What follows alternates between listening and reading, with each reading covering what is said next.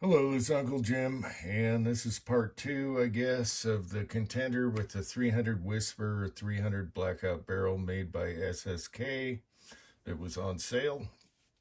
Anyway, so I had the sight in the scope, and here's the group, 6 shots, and it came out to .764. 7645, just a hair under 3/4 of an inch, and that's fine for starting off. Get that out of the way. Okay, center to center, just a little over 3/4 of an inch. That's okay, no weird flyers. We're shooting suppressed. I've never shot this bullet before.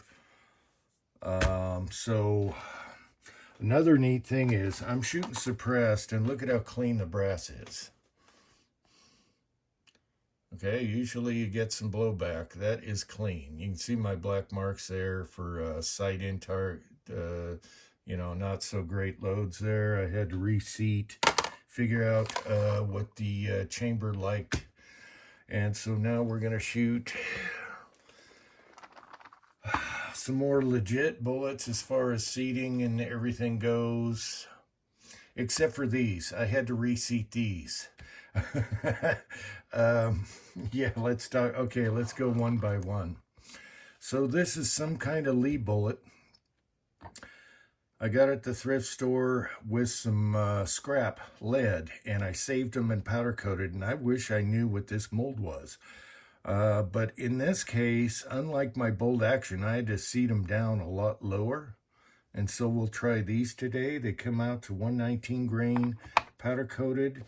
Overall length is 1.642, which is a lot shorter than my bolt action. This has a matched chamber, I guess. And then we have the 30 carbine Lyman mold. These come out to 127.5 grains. And I always seat them and crimp them right between these grooves here. They have a few. And that's where my pet load is in the bolt action. And we'll see how those shoot. It's got old powder coat done in the screen. I couldn't find my batch of these, so I did find a little bit of them. And then what we sighted in the previous video is the Lee 155. And then I had a 2-cavity mold that I used one side for Ranger bullets and reamed that out in 357, but the other side was left alone, and then I decided to lop it off to get rid of the gas check cut. So these are 147 grain. I'll use one of these as a Fowler shot or warm-up shot, and then we're going to shoot 3 targets here with these and see how it goes subsonic. So you can gas check these, you can gas check these, and the original of these. And rule of thumb for me, when I'm shooting subsonic, 1,050 feet per second or so, that's what these are probably going. I don't use gas check. You don't need one when you're going subsonic. It's just when you're going full speed or high velocity, the gas check helps. And I'm not sure if it's the spin of the bullet or arbitration or whatever. I think it has to do with both. It just likes a gas check on it when they're going fast. So these little guys, I cooked the snot out of them before. I had them going way too fast in a previous long time video. And I still have some loads like that. And it'll smoke a powder coat. They're good. They're going Mach 2 on their hair on fire. So anyway, we're just going to shoot these subsonic and see how they group at close range and continue and do baby steps. So when I first shot this barrel, I shot about 8 shots. I had Weaver rings on there I wasn't happy about because they just clamped on. And now I got Picatinny rings that lock in really good. And I started at 70 yards to sight in, which was not the best thing to do. And I wasn't too happy, and I wasn't too sure about the barrel. But after sighting in, I think there's hope. And again, I've never loaded or shot this bullet without the gas check part on the lead. So let's see what these do, and maybe there is hope for this barrel.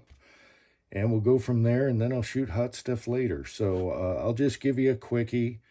We won't make it too long. I'll shoot around, shoot the group, show you, blah, blah, blah. So I say overall lengths. On the Lee here, I have 2.002 overall length. No gas check on here, so it's a lighter, shorter bullet. The Lyman 30M1 is 1.852 overall length. And then these little guys, I had to seat them back down to 1.642 in this barrel because they're more ogive picky. It's all 309, 309.5 diameter after this. So I had to shrink them down. I had to fart with this guy. It took a little while. All right. Okay, previous video I uploaded a few minutes ago had a thunderstorm come through. Now it's hot out, so I'm going to do each batch separately, leave the others in the garage. Otherwise, these get hot to the touch and it changes everything. They get really hot. So my table's hot. I got a towel here for my elbow. Otherwise, I'd burn right now on this shooting bench. So we're going to start with the Lees with the gas check things cut off of them. And I need to do one Fowler shot, warm up the barrel again. So I'm going to try and shoot. I'm going to try and shoot at the swinger without hitting the target. They're very close together. Hopefully I don't nip the target. All right. All right. We got the swinger out there. All right, now we got the can filled, the barrel warmed up here. Are we in camera? Yeah, all right. So now I'm going to shoot a 5-shot group with the Lees and then continue with the other ammo, which is in the garage out of the sun, which is burning up right now. Wearing sunglasses, oil quench sight. All right. All right, where are we? Whoa. You hear that ricochet? It went over my head. Okay, that's on the square, but it's right. And then I'll shoot 5 shots to save time and then show you what that is. Now, when I'm shooting this on a bipod, I'm shooting it one-handed so I can squeeze the sandbag underneath the grip. And so there is some recoil involved versus holding it steady. And I noticed when I shoot really hot stuff like 357 Maximum and Magnum full loads, it can affect your vertical strings because you're only holding it with one hand. But that's how I like to do it here with the subs. All right. Okay, here's the Lee with the gas check cuts taken off. I had 2 flyers and 3 in the same hole. So there's hope. That could be me. I don't know. It's really hot right now. The last 2 rounds were hot to the touch. That's why I'm only bringing out 5 at a time. All right, so let's try the Lyman next. Okay, now here are the Lymans. They take up more volume because the Lee with the gas check cut takes up way less. So same powder charge, less volume in the case. Let's see how these sound. Lighter bullet.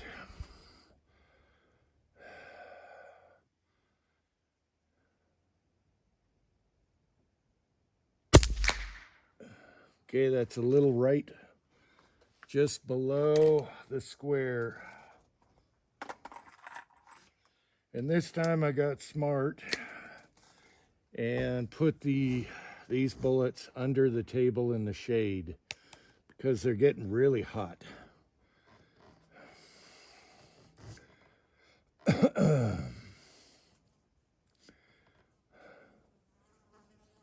Try and settle here. Kind of doing this fast. I just want to see if we have a clue on loads. Those are both touching. They're almost in the same hole. That's a good sign because I love this little bullet for these rat farts. It's my favorite rat fart bullet in the bolt action. And the Contender doesn't mind either. They're both 1-in-7 twist. And those are touching, but they're shooting right for some reason. All right. It's baking now.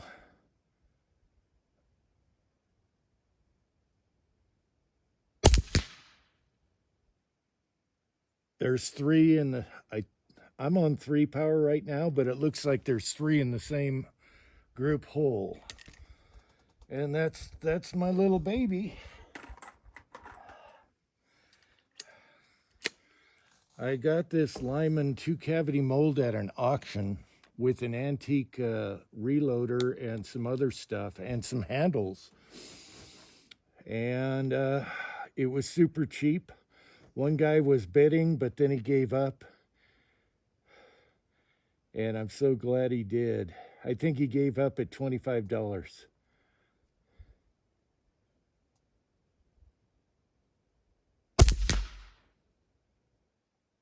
I think we're in the same hole still. Again, I'm on 3 power. I don't want to turn it up at this range. I have the Parallax set. All right, take your bets. Will Uncle Jim blow the group? Because they are in the same spot. Oh my gosh. I love this little bullet. I need to send some to KFW for his .30 carbine. All right, I've been meaning to do that. Such a good guy. That didn't feel good, but we're in the same group. That one didn't feel good. Okay, let's walk you over. And that's all 5. This is fun, I will say that. But I knew this little bullet. It just, and the little Lee, that tiny bullet that's coming up next shoots good also. Because I've shot them at 70 and they group. All right. Okay. So how good is that? And I'm not even trying. They're staying within the hole. All right, that's good. Let's try that little Lee bullet next. Do you a close up or we'll show it later. That's good. That's what I expect. Being the same at this range. Okay, now for the little Lee bullet. I really don't know what mold this is. I had to seat it lower, so I backed off half a grain for volume. Usually in the bolt action, I shoot it same load as last time. And we'll see how this does. Usually it shoots really good. And I had to seat the bullet lower for this chamber. The bolt action didn't mind, but I really had to seat it lower and back off the charge. All right. Oh, focus. And I'm baking out here now. It's hot and I want inside. It's shooting the same as the Lyman, low right.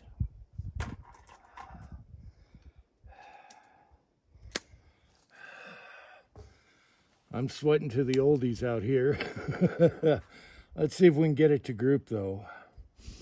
Then I'll take my time in another video at longer range when it's nicer out or in the shade.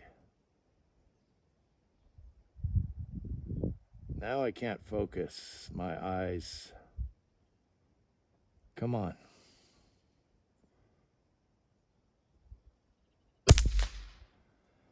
My eyes are fuzzing. I don't know why. Okay, they're almost touching.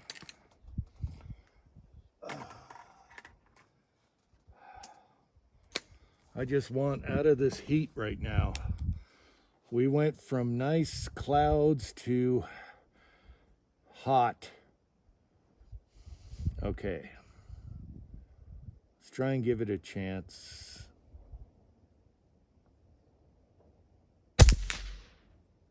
All right, they're in the same group. I had that second shot flyer,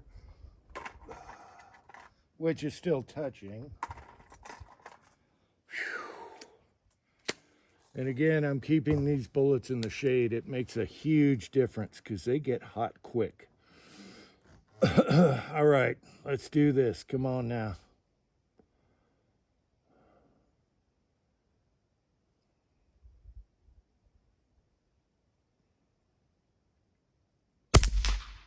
I went high and I knew it. Damn it. That was me.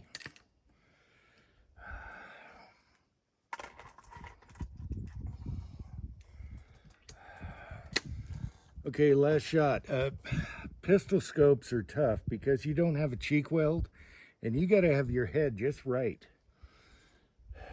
You can get whiplash moving your head around on this, especially on 9 power. It'll drive you crazy. All right, let's try and bring it back to the group. I know this bullet shoots better than that. Fourth shot was a flyer high. That felt pretty good. All right, I know this bullet does better than that, but I'll show you the group. All the brass is pristine. There's no blowback from the can. It's beautiful. I could have done better with that bullet. I know I could because I've done that at 70. All right. All right, so it started getting hot out there. I could probably fry an egg on that bench right now, but that little lineman, here's the mold that I got at an auction. Okay. And I think they'll drop at 211, 212. Some of the newer limans drop a little smaller, but that should be good for a 30 carbine. I sized them down to 309.5-ish, 309, 309.5. So on this group here with the lineman, center to center, this is kind of a guesstimate. No, it's got to be bigger than that. 0.268, something like that. I'm being a little generous. And then the poor little E, I threw a flyer on the little E. Otherwise, they were right here. I've shot that bullet before. I wish I knew what mold it was. This part is just super small. I mean, that's nothing, 0.176. But we have a flyer. You got to count the flyers. So center to center, let's call it 584. Okay. Anyway, it was fun, but very sweaty. I'm in my undies with the shirt on, and I'm sweating right now. I don't know if you can see that moisture. I just wiped my head. Anyway, it was fun. There is hope for this barrel. I wasn't sure when I tried to sight it in at 70, which was stupid. Always go close range, work your way up. Got to bring the scope over. And we'll go from there. We'll try some warm loads. We'll try these at longer range, whatever. And go from there. So I hope you found this interesting. Until next time, America.